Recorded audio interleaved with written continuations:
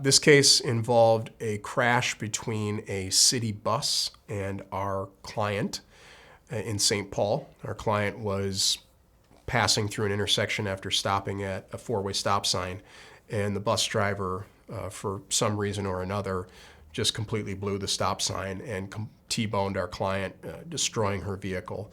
Thankfully, our client, who had her young child in the back, was able to avoid her young child being injured, but our client sustained a head injury that was highlighted by migraine headaches that onset shortly after the collision and persisted for years and years and years. She sought all sorts of medical interventions, including through a neurologist, and ended up starting a course of injections into her forehead in an effort to calm down the migraine so that she could get back to her job as a healthcare professional. We made a claim against the Metropolitan Council, which is the entity that the state of Minnesota has created that oversees and is responsible for city buses, as well as police, the light rail train, et cetera, et cetera. The issue in these cases, and any case involving the Metropolitan Council, is they refuse to accept responsibility almost universally.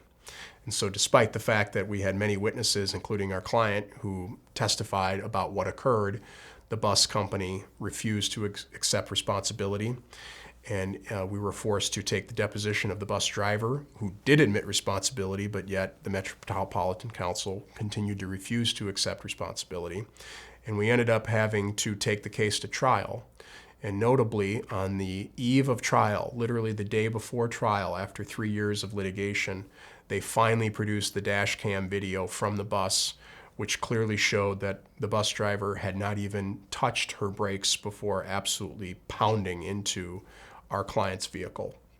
And we were able to tell the jury about the timeline, show them the video that we had just received, and explain what it was that our client had been dealing with as a result.